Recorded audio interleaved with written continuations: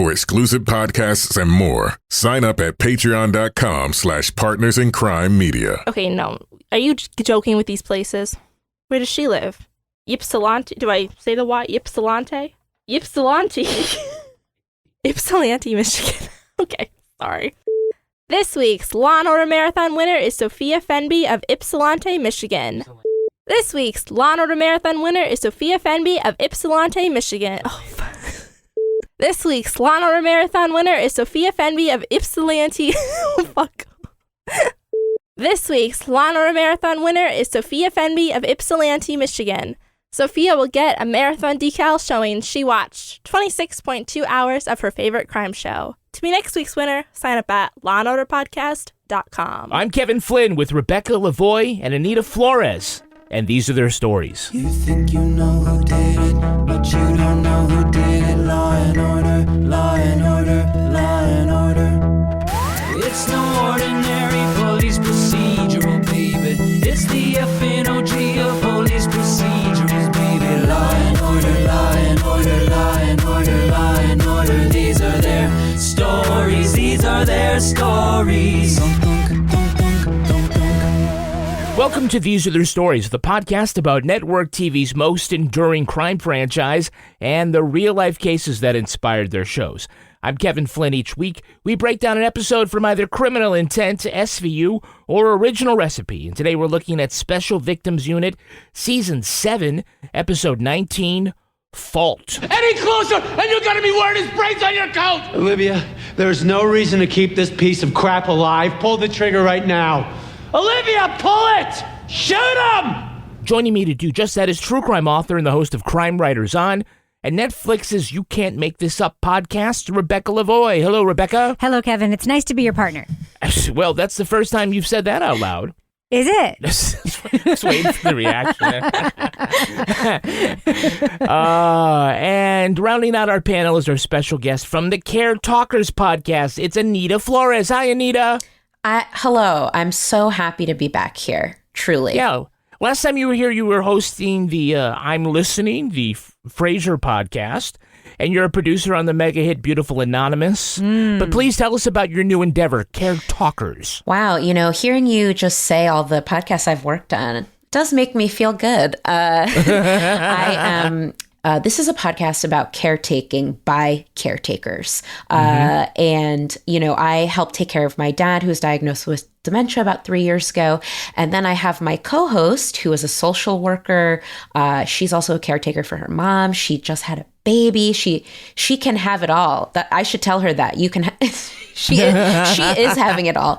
And we cover a variety of topics that we consider to fall under the umbrella of caretaking. I don't know if you've been watching the new Law and Order Organized Crime, but Elliot is trying to take care of his mother, Ellen Burstyn. Do you have any advice for Elliot?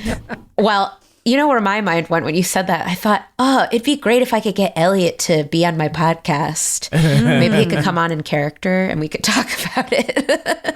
All that brooding intensity. He could tell you about all of his failings, caring for his son, who's just like leaving the house with drugs in his pocket whenever, and caring for his mom by building her an apartment and never being there. Hey, don't judge.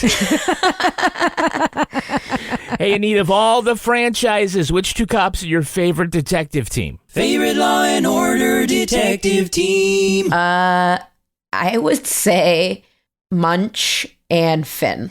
Good choice. Excellent choice. Yeah. We get a little Munch and Finn action in this episode. We sure do. And remind us, who is your favorite prosecutorial team? Favorite Law and Order District Attorney prosecutorial team? Sometimes I may forget some names, but I would say, no, I know. Alex, the lawyer. I like her. And I like, can't remember her name, but Judge, played by Judith Light. I'm a big fan. Donnelly, fan. I think, or Elizabeth Donnelly. Wow, you really know all the characters' names, Kevin. I'm very impressed. Just the Irish ones. By the way, Kevin does not remember, I'm not kidding, our next door neighbor's name, and we have lived here since 2013. That makes me feel better. The fact that he knows the judge's name played by Judith Light. Is his name? Nope. Okay. It is, and we have lived here since 2013. He's the one that's into QAnon, right? Oh, no. Yeah. All right. So you don't need to talk to Yeah, there you go. There you go. Well, now let's take a look at the first half of this episode, SVU Season 7, Episode 19, Fault. Well, Patty is having a bad day. Her boyfriend breaks up with her. She's attacked by a parrot. Then at her neighbor's apartment, she finds the parent stabbed, the teen daughter choked and raped, the 2 youngest children missing, and she's still got all that laundry to fold. What else we got? Family's lived here 7 years, turning out pretty sketchy.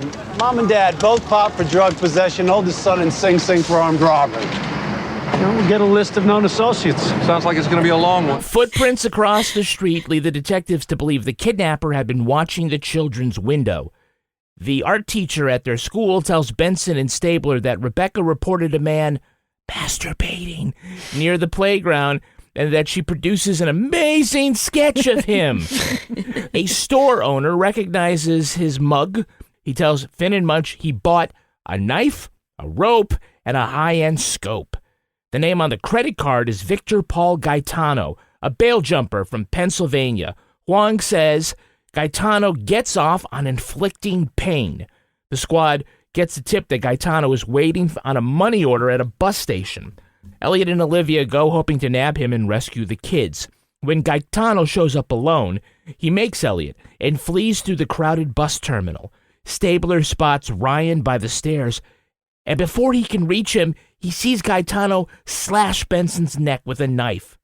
Elliot chooses instead to run and help Liv, which allows the suspect to disappear with Ryan and his sister. After checking on his partner, Stabler resumes the pursuit, but it's too late. Gaetano fatally stabbed the little boy and vanished with the little girl. So we start with a jump scare. Damn it, Brett, you jerk! Patty is led to the Cliffords' apartment because the parrot Beretta got out and flies in and scares her. Yes. Beretta. What a great name. Yeah, it's a reference to the Robert Blake TV show. Yes. He was the guy who, it was a cockatoo. Lulu the cockatoo was his bird, but... also a murderer, by the way. Yeah, so it all kind of... It fits nice. Yeah. No, Robert Blake. So this is all I could think about in that scene, right? Yeah. So Kevin, pretend you are breaking up with me. Tell me you're going to break up with me. Patty, I'm breaking up with you. All right, I'm going to go to the basement and do some laundry right now. You come down later and tell me why. And he says, but I don't know where the laundry is. That's why we're breaking up. That was very strange. Wow, she's just casually folding laundry. Thank you very much on method. She was casually folding laundry in the basement. Yeah. And then he comes down and what? She's folding the laundry while he's packing. Is she folding his laundry so he could leave? It was very confusing. Come back, I'm folding your colors. I don't know. Anita, did you think that parrot was actually going for help like Lassie? I sadly don't. I have had my experiences with birds, and I wish I could say they've been very positive, but I'm sorry, Mom, if you're listening, I was not a fan of your parakeet. It was loud. I feel that it purposely would chirp just to annoy me. So to answer your question, I think this bird was only thinking of itself. I could have BD Wong come over and talk to you a little more about it if you want. Psychoanalyze. That'd be great. Do you know what sucks? That Beretta didn't go, squawk, they're dead, they're all dead. No. What sucks is that bird is going to live 60 more years. Yeah. That's a lot longer than those kids. Someone has to take care of that murder bird now for murder bird. That responsibility, I don't understand. Somebody's going to have a bird have to go from one person after they pass away to the next. Well, Patty doesn't have a boyfriend now, so maybe Beretta will keep her company. Yeah. So, by the way, they're looking for evidence in a triple homicide and a double kidnapping in an apartment. And O'Halloran is outside, down the street, looking at footprints. Yes. Eye on the ball, O'Halloran. Made by the same pair of heavy-soled boots or shoes. Looks like hundreds of prints in a tight circle. So's been standing here for a while. Yeah, and look what I got a perfect view of. Brian and Rebecca's bedroom. They're like, it's the same shoe print over and over again. Like he's spying in the window. Hey, it could also be crossing the street. It's Manhattan, for fuck's sake. I was very confused by the locale of this apartment because they just kept talking about how sketchy this family was. And it looked to me like they lived across the street from a beautiful park. They're on Central Park, West. Interesting. You can see the signs. So there's a guy whacking it at the schoolyard, right? Wait. And, do you have shame? Why do you keep whispering Because this? the teacher said he was masturbating. Oh, Yeah. I see. Yeah, I have no shame. You I know that, right? I know you don't. No, he said whacking it. I find that harder to say than masturbating. Hey, boy, but anyway, thank God the witness was the art teacher because she creates the most beautiful charcoal drawing of the man's face. Yes. The police said that I probably scared him off and he wouldn't try it again. But I drew this just in case. I'm the art teacher. By the way, she went through all the trouble of making the sketch and then she put it in a filing cabinet. She also did highlighting. She used 2 different colors of coal. Oh, yeah. She's like, I'm going to get my acrylics out. I'm going to do the white highlight.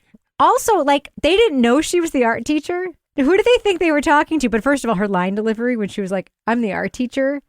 Amazing. Amazing. They thought they were talking to any old teacher, but no. In case we didn't know, she's the art teacher. Love that. One of my favorite scenes in the episode. But she put it like in a filing cabinet. So, Anita, what was she filing this under? Ooh, good question. Possible murderers. Yeah. Put it in the pervert file. It seems like she's saving it for the faculty art show or something. Why didn't you give it to a cop? She's shy about her talent, you know? She's not ready to admit she's good. Own it, girl. Yeah. I tell you, it was better than that courtroom sketch the woman did of Tom Brady that time. 100%. Yeah. By the way, what would happen if the math teacher was there? You'd be like, oh, you stroked it. 1, 2, 3, 4. All right, let's take a look at our cast. It's our very special guest star, Mr. Lou Diamond Phillips. Yeah. He's playing equally 3-worded named Victor Paul Gaetano. Mm-hmm. Emmy nominee, best known for his breakout role as Richie Valens in La Bamba. Mm-hmm. He appeared as Chavez in the movie Young Guns in 1988 and its sequel. And he's in post-production with Emilio Estevez and Christian Slater to make Young Guns 3. Wow. Really now? Those are some old fucking guns by now. Yeah, they are. Billy the Kid is now Billy the Boomer. Are they still riding their steel horse across those wuss plains? Are they as physically active now? Like, careful getting up on that horse. Don't want to break a hip. He met his first wife, Julie Cypher, on the set of La Bamba. She was a noted and perfectly suitable production assistant. Then she left him for Melissa Etheridge. Together, they had 2 children by artificial insemination. What? The father was 60s musician and liver annihilator David Crosby. Oh, my God. I am shocked. That makes him a noted and perfectly suitable reproduction assistant. You had a lot of time to write these jokes, man. They're pretty good. Yeah, I'm no art teacher, but... Hey, we have a Hey, It's That Girl. Hey, it's that girl. Who's the actress playing Dr. Paula Greenfield? You mean Discount Bernadette Peters? Yes, exactly. You can't help a sociopath. This whole debate about whether or not sex offenders can be cured. Can I cure you of needing oxygen? Oh, she looks very familiar, though. I did think that. That's Rebecca Wysocki. 5 Law & Order Universe appearances. She's best known as socialite Evelyn Powell on the domestic dramedy Devious Maids. What? But she's currently playing Hetty Woodstone, the 100-year-old specter haunting her mansion in the CBS comedy Ghosts. That's a good ghost name, for sure. Yeah. Yeah, Ghosts was actually a big British comedy, and CBS has it now, and that's why Rebecca doesn't know it. She doesn't know anything that's ever happened on CBS. I don't. I'm sorry. I don't. The TV website Spotted Ratings nominated Rebecca to be Person of the Year, along with Mariska Hargitay, Reba McEntire, and Olivia Rodrigo. For what reason, I have no idea. What website is this? Yeah. It's a Spotted Ratings. Huh. It's just a website about listing what last night's ratings were. And, okay. I mean, it's not like she's a UN relief worker. I don't know why she'd be. I'm sure she's quite lovely. Why would she be Person of the Year? Maybe they thought she was Bernadette Peters. Yeah, probably. Ooh, yeah. Hey, you probably don't recognize the actor playing the father, Mr. Portney, do you? They make you crazy. They know which buttons to push. Oh, that guy? The crier? The crier, yeah. That's the late Matt Landers.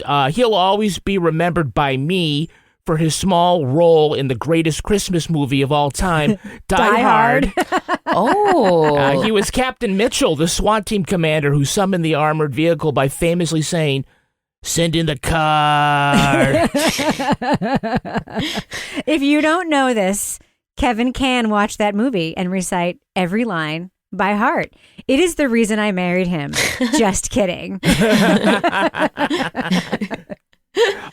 have a repeat offender. Repeat offender. There's Robert Levine playing the superintendent, Mr. Schwartz. To this day, they're still fighting. This is my weekend. No, this is my weekend. Rebecca, you'll remember our lengthy discussion about his career after his appearance as Rabbi Number 3 in the episode Return. Oh, is that the one with the tribunal of rabbis? Yes. I love that episode. My. Yeah, he actually ended up playing Perry White in the TV show Superboy, which is not an insignificant role, and he comes back as Rabbi Number 3. I don't know. Listen, if you've never seen the episode with the judge and jury tribunal of rabbis, I have not. It is a must watch. All right. You have to watch it just to see Angie Harmon struggle through the vocabulary to get through the scene. Oh, she's speaking Hebrew? Oh, she no, tries. But did you recognize paramedic Martinez who put that little Band-Aid on Olivia's throat gash?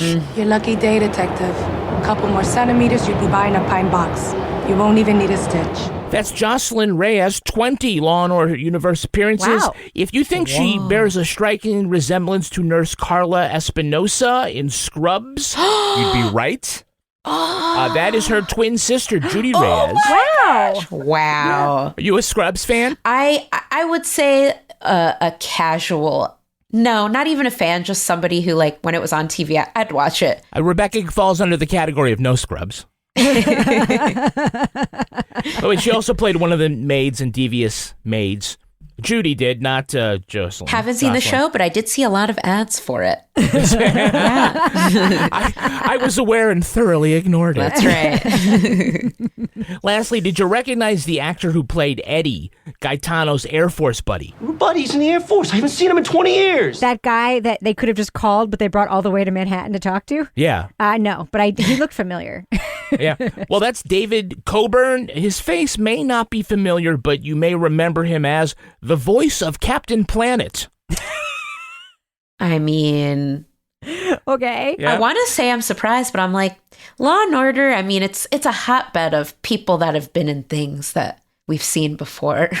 But I didn't expect voice of Captain Planet. Yeah, Captain Planet, he's the elemental warrior superhero who defends Earth from pollution. His archenemies are Hoggish Greedily, Dr. Blight, and Luton Plunder. Wow. And through the impact of that cartoon, we were able to fix the environment. So give yourself a pat on the back. Well, that's all exciting. Is well. Yeah. David Colburn also played the voice of Donnie Wahlberg in the New Kids on the Block cartoon. Yes. Who can forget that special episode in which the New Kids and their favorite bodyguard, Biscuit, help spread Christmas cheer to a homeless boy after a concert? Wow. I'm speechless. All right, so that sketch leads Finn and Munch to a camping store where the suspect bought a knife with a gut hook blade, a super high-tech spotting scope with a camera with autofocus, children's sleeping bags, rope, and a T-shirt with a giant red flag on it. No wonder they check ID. You say up until you start laughing, I'm like, oh, you're reading this from a publication. It's good writing. I'm saying seamlessly slipped it in. By the way, all this planning, and then he uses a credit card to buy it. The actual fuck, man. Yeah, but at a store where they check ID. For credit cards. I don't know about Not you. Not for a knife. I know, and it's pretty amazing. Yeah. I was actually really impressed by how quickly they were able to ID this guy and solve it. And I'm like, thus ends another 7-minute episode of Law and Order, right? Yeah, but that was pretty incredible. Also, that guy, usually guys who sell that kind of stuff don't give up their customers that quickly. I was actually very excited about that. Well, come on now. Even outdoorsmen can feel when they have 2 kidnapped kids, Amber Alert, the whole kit and caboodle. I guess. It's like, hey, guy came in here, wanted 2 kids' sleeping bags and some rope. And a giant knife, I wonder. I shudder to think. I'd like to think there's steps being taken before people get to buy knives and guns. But I don't know. Not in New York, baby. Buying a knife in cash. No, we did hear the psychiatrist. It was the planning that excited him. Like he didn't like the doing. It was the planning. Right. He shouldn't have been masturbating at the schoolyard. He should have been masturbating in that store. A scope. That's right. All I kept thinking about that is like the planning, like the thinking about it, the planning. I'm like so type A. Wow, yeah. I was like, I have friends like that, like the ones who like go to Disney, like plan out their reservations for all their meals. Like I'm like, I got an ex-husband like that. He loved to plan. I still kind of wonder, like, what kind of city do you live in where a guy can just stand on a corner with a scope pointed at a window for a couple of hours and nobody says anything? Have you been to New York? Yeah. I haven't seen that yet. Have seen the whacking off, to quote you, but not a long time holding a knife up. Well, look, there's a lead that Gaetano is heading back to the bus station to pick up a money order, and because the teller has no chill, Gaetano takes off with the cops behind him. And in New York style, nobody's getting out of the way. Go! Police, out of my way! Right. As they're running, it's like watching the Jets trying to defend against the run. Just smacking people around. Truly, just knocking women over. Stabler definitely did. I was like, jeez. He went down the escalator like a bowling ball. Yeah. Just knocking people over. Not quite like a bowling ball, though. And not even hey, I'm walking here from anybody. Yeah, it's true. But it wasn't quite like a bowling ball, though, because he was peak toupee Stabler, so he did not have the aerodynamism of a bowling ball yet. No, I'm really surprised, Anita, sort of at this era, how much Stabler looks like Bert from Sesame Street. The big forehead, the little bit on top, giant the nose. eyebrows. Yeah. Giant eyebrows. This, the way he laughs. So you can call it Stabler's Sophie's Choice. Oh, God. The boy to rescue is right in front of him, but he turns to see Gaetano slash Benson's neck. No! Olivia! Oh, my God. No! It's okay. I'm okay. Where's Gaetano? Go, Elliot. So when he sees that she is bleeding, Finn pulls out this white, clean cloth handkerchief. For real, Finn? In your left pocket every day. You go to work with I would have believed like a stack of McDonald's napkins there, but... Yeah. You don't believe that Finn would have a handkerchief? It's a very specific character trait, so I didn't expect him to be handkerchief guy. But if that's the only time we see this handkerchief, then it's random. But if they keep it and I see more handkerchiefs, I'll buy it. That's Finn. Yeah. What do you think about the visual of Gaetano picking up the knife and and reaching out and slashing and that whole scene? I mean, it was pretty traumatic. I mean, to me, this is the moment where we know for sure that Elliot's in love with Olivia, right? Because his reaction when he sees it, he's not like, oh, God. He's like, no, it's real, like visceral. It's not like, oh, God, my partner. It's like, oh, God, my wife. It's real bad, right? I agree. For all the romantics out there, which includes me, this wasn't the first time I've seen this episode, and I saw it a long time ago. I'm like, but I can tell you the first time I saw that scene, I was like, oh my God, I wrote it down. He's in love with her. Such an exciting moment. Well, he's like, fuck that little kid. I'm going over here. That's right. I will say, so like what's happening now in the current season, like it's not retconning the fans are doing. Like when I saw this episode, they're not imagining that has always been there. Because it was. It was there in this scene. So later on, the EMT says, Olivia, you're not even going to need stitches. A scarf, maybe. All right, now let's take a look at the second half of this episode. Well, the consequences of his decision to help Benson and allow Gaetano to flee and murder the boy are weighing heavily on Stabler. Why didn't he run? He was traumatized, Elliot. This man murdered his mother and sister, possibly right in front of him. All I had to do was grab him. A few steps and just grab him. Now look, let's not go down this road right now. Elliot, it was chaos. There was nothing that you... Please don't try to help me out right now. The detectives go to a carjacking connected to the case. There they find Gaetano's original stolen car and a note indicating the money order was from one of his buddies in the Air Force. Yes, the Air Force, not the Navy. Yo no soy marinero. Yo no soy marinero, soy capitan. Okay, we get it. You like La Bamba? Totally. Okay. Oh, I haven't seen it, so I didn't know the reference. I was like, ooh, what's he singing? Yes, he's singing a Richie Valens song. I'm really embarrassed. Since Elliot is both being passive-aggressive and actively aggressive, Olivia decides to work on her own. Using his phone's GPS, she starts retracing Gaetano's steps, looking for little Rebecca. Meantime, Warner finds zinc cadmium sulfide on Ryan's coat, meaning he might have been kept at a military facility. Benson and Stabler converge on a location, but they can't wait for backup. Never. They enter the abandoned building and get into a standoff with the suspect. Benson has him at gunpoint, but he has a gun to Stabler's head. Gaetano taunts Olivia that killing him would mean they'd never find the little girl, and any shot would mean instant death for Elliot. Knowing the stakes, Stabler begs Benson to take the shot, but she can't bring herself to do it. But that's why you've got a SWAT team, folks. The sniper shoots Gaetano, and they find Rebecca hidden in a crate somewhere else in the building. Happy ending, right? Stabler says that he put Benson's safety above the job, and now Benson has put his safety above the job, and that means they can't be partners. So Olivia goes to Cragen and asks to get a new one. Their first lead was this carjacking nearby, and so they respond there, and all of a sudden Stabler picks up some dangerous debris that you would just find on a New York street and smashes a car window for seemingly no reason. Elliot! Elliot, what the hell are you doing? And part of me was like, yep, that tracks. Oh, Yeah. of course. I never question him punching anything. Yeah. Yeah, he wasn't mad because of the boy thing. He wasn't. He was mad because he realized he was in love. Oh. It was just like when yeah. you're like in second grade and the boy is mean to you because he likes you. That's what was going on. That's why he was mad, because he realized he was in love and he was pissed about it. That's what was going on. That's what I think was going on, in my opinion. I think that's pretty accurate. I think you're projecting. Wishful thinking on my part. No, I think that's what was going on. Benson and Stabler head to the morgue just so Warner can show them how the dead boy's jacket had something phosphorescent on it. What is that? Something phosphorescent. It reacts to the light.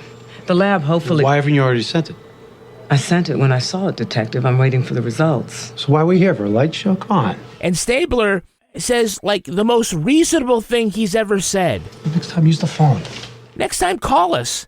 Yeah, every fucking week they're like, we gotta drive down, find parking, just so you could show me what's on the Bat computer. Says the guy who made a guy come from New Jersey to have a 5-minute conversation that could have been had by phone. But really, Anita, this is a meeting that could have been an email. I agree. Although back then, was email as used? I mean, like text message? What year was it when it came out? It was like 2006-ish. Yeah. Yeah. Okay, cell phones were around. See, it's been out a long time. I honestly get mixed up. I'm like, what was technology at the beginning of Law & Order SVU versus now? But he's right. They do spend a lot of time just going there so she can tell him one little thing. But how would they have Warner reacting to his rage if he hadn't told her off in that room? Sometimes all that brooding intensity is just annoying. Well, that's because NBC writers are in charge, not real-life cops. Yes. Don't you want her to just be like, dude, I went to medical school. Shut the fuck up. So they're examining Gaetano's phone, and America is shocked to learn that GPS technology in the phone can record your movements. Whoa.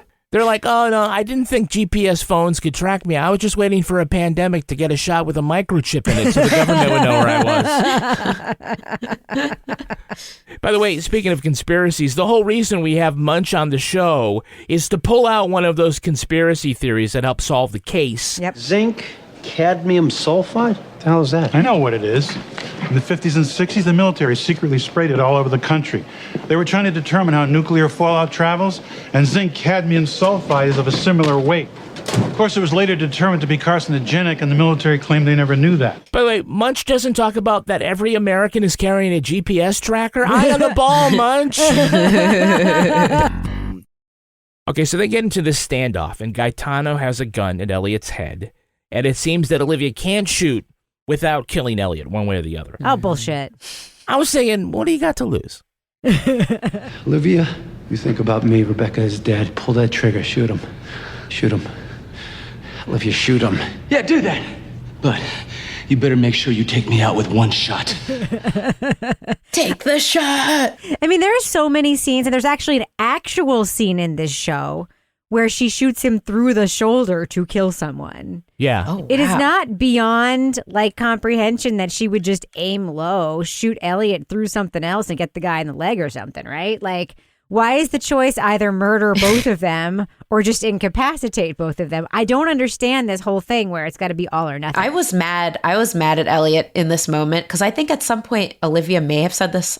I wasn't just thinking it, but I was like, you've got kids, man. What are you doing? You're trying to assist a suicide. I don't know. It's just very weird. He's just like, yeah, do it. It was so weird. I guess they're saying if you shoot me, I'm so wound tightly that my reflex will be to pull this trigger and he's dead anyway. And then somebody shoots him in the head anyway. Yes. Thanks for nothing, assholes. Oh my God. The best is the Jersey cops' reaction after they shoot him. Damn, JB, you took half his face off. Let's get an ambulance out of here anyways. When they're like, well, we need to make it look like we tried to give him some medical assistance. Jesus fucking Christ, Jersey cops. Hey, you with the mustache. Nice shot. All I got to say is first they go to Jersey in the first place. They're doing coppery there, which I do not think they're allowed to do, right? They don't have time to call backup or local authorities. I mean, it's Jersey backup that they got, right? They may as well go in alone. So they knew. It wouldn't matter if they were there or not, the Jersey cops. Might as well pretend we tried some life-saving measures, said the Jersey cop. Wow. Oh my God, you blew half his face off. We don't want to wind up on a podcast someday.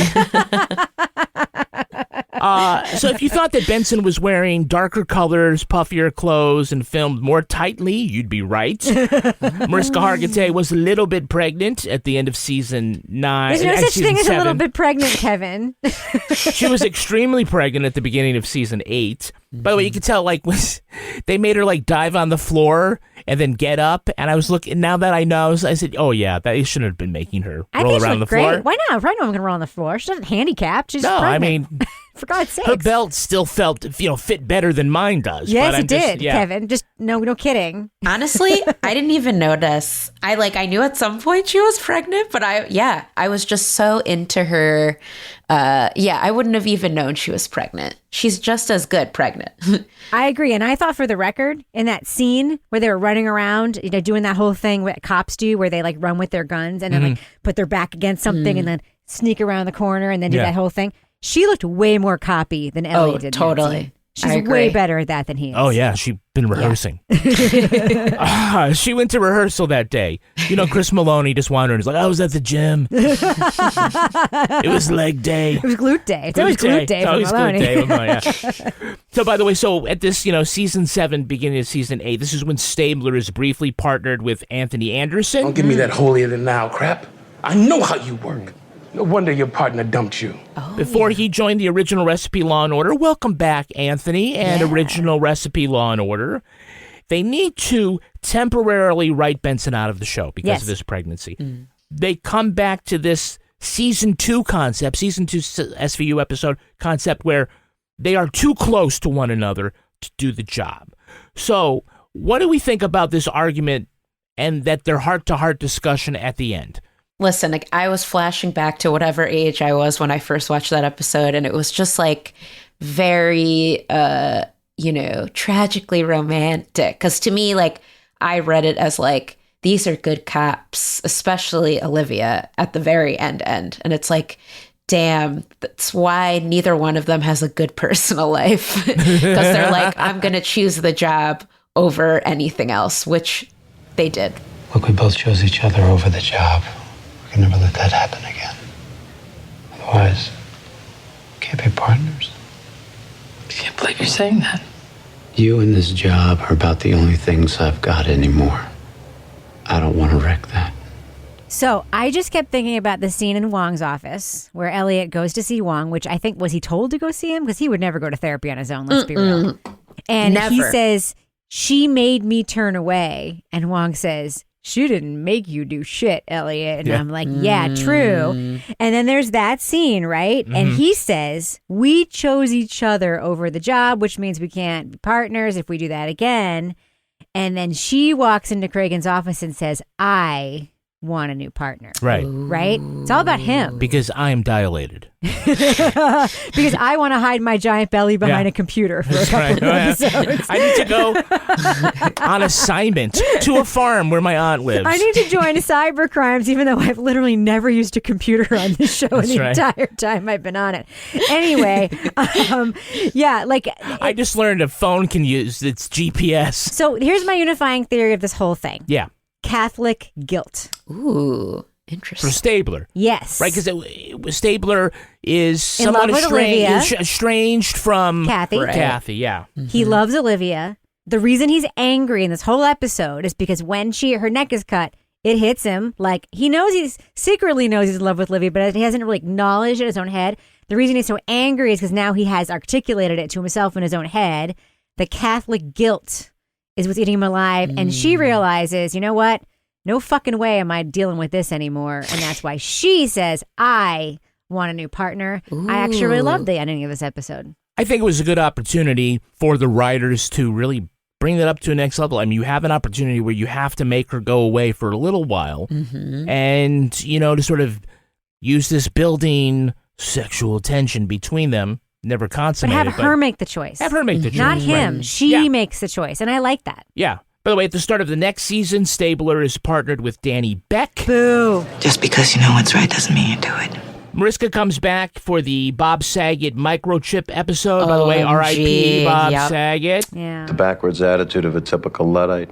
You're not even capable of understanding this technology. But I digress. So 15 years later, it comes down to this question. Should Benson and Stabler be a couple? Yeah, why not? Everyone else is dead, I mean, we're selling... Tucker's dead, Kathy's dead. We're selling a T-shirt on our website that says Bensler. Yeah, I say now, definitely. Hook up. Yeah. Why not? At least put them in a really satisfying sexual relationship, even if they're not together. I'd be happy for them. Just have them do over the clothes stuff or whatever. Do you think Stabler's particularly giving? No, but yeah. I think she could teach him. Yeah. Yes, she's a strong woman. Exactly. She could be like, I want a new partner, and he does this. What? Whatever she wants. Exactly. I'm with you. Time is wasting. They got to get it in before he can't get it up. All right, let's take a look at the real-life story that inspired this episode. Wait, it's a real-life story that inspired this episode? Is this your first podcast, for fuck's sake? I got to say, it has actually not occurred to me for the first time in the hundreds of episodes we've done of this that there might be a real-life story. All right, well, buckle up, lady, all right? It's time for Rip from the Headlines. You think you know who did it. You think you know who did it. But you don't know who did it. You don't know who did it. Rip from the Headlines. This episode takes some cues from the case of Joseph Edward Duncan. In 1980, Duncan was arrested at age 17 for raping a teen at gunpoint. He served 14 years and lived for a time in the Northwest before being sent back to prison for breaking his parole. In 2005, Duncan was arrested for molesting 2 boys at a playground in Minnesota. While awaiting trial, he jumped bail and vanished. 2 months later, Brenda Groney, her boyfriend, and son Slade were found dead in their Idaho home. The youngest children, Dylan and Shasta, were missing. 7 weeks later, waitresses at an Idaho Denny's spotted Shasta with a man and called police. The 8-year-old girl told investigators Duncan had abused her and her brother for several weeks until he killed Dylan and buried his body in a Montana campsite. She also said her kidnapper told her about other children he had abducted. Authorities researched cold cases from the period Duncan was out on parole. The FBI matched his fingerprints to the 1997 rape and murder of a California 10-year-old. They also connected him to the death of 2 Seattle sisters.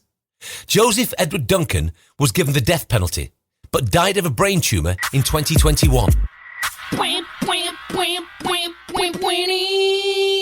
So, Shasta Groney released a statement after Duncan's death last year. She said she'd been struggling with hate for years, but now feels like she's free.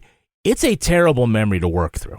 Yeah. I mean, first of all, that is a freaking horrible story. Mm-hmm. Horrible. Maybe one of the worst real life things we've done on the show. Thanks a lot, It's Kevin. pretty rough, yeah. I actually apologized to Cy when I sent him the script. You should apologize to all of our listeners and to our wonderful guest, Anita. I'm sorry. Listen, honestly, I also forgot the rip from the headline segment. So I didn't see it coming. Did you think the rip from the headlines was going to be Olivia falling in love with Stabler? Sometimes it's something random. Like there was a guy behind a counter at a train station who was giving out money orders and got real scared once. It could have been something like that. It could have been about zinc cadmium sulfide, but it wasn't. No. Exactly. Oh my God. What a journey. That's not great. Both Duncan and Little Shasta, Duncan was the perpetrator, they say that Dylan was originally shot as an accident. Duncan's shotgun went off while he was reaching for a beer in the back of the Jeep. Oh, my God. And it hit the boy in the stomach. Shasta says, though, that he then put the gun to Dylan's head, pulled the trigger, and it misfired.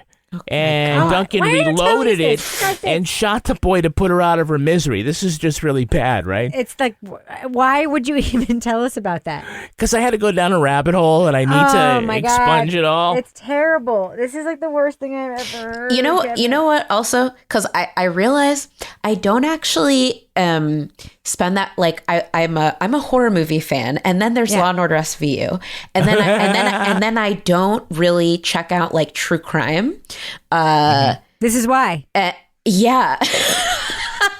This is why. Yeah, no, you know what? The reason I bring it up is because I hear about all this stuff. Like, even when you just said, that a gun was put up to him and it misfired, like that alone to me would be traumatic. Yes. Just that. Yes. So yeah, it's hard to like fathom all of that. By the way, Duncan and Shasta say that they were on their way to meet Duncan's mother when they stopped at Denny's, which just proves that nothing good ever happens in a Denny's. Literally nothing good ever happens. Can you imagine your last meal as a free man being moons over my hammy? Or a Rudy Tooty fresh and fruity?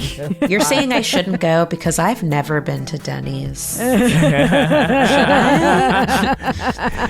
You're not missing much, unless it's 3 a.m. That's going to do it for us. We want to thank our guest, Anita Flores. Anita, where can our listeners follow you online? Thank you for having me. It's been a pleasure. And if you want to follow me online, follow me at Anita, A-N-I-T-A, Jutina, J-E-W-T-I-N-A, on Twitter and Instagram. And Rebecca Lavoie, how can our listeners follow you? On Twitter and Instagram, I'm at Reb Lavoie. And you can track me on Twitter at Kevin P. Flynn. You can also tweet to us at Law & Order Pod or follow us on Instagram at These Are Their Stories Podcast. Our newsreader was Cy Frater. Our theme music was performed and composed by Uncanny Valleys. Content assistance from Travis Roy. Lily Flynn handles promotions. To get ad-free episodes of These Are Their Stories a week early, sign up for Stitcher Premium. All clips in this podcast were used in compliance with the U.S. Copyrights Act Fair Use Exemption for criticism and commentary. Go to lawandorderpodcast.com and sign up for our newsletter for a chance to be our next Law & Order Marathon winner. These Are Their Stories was recorded in the Yoga Loft above the Bodega in Bay St. Louis, Mississippi studio and is a production of Partners in Crime Media.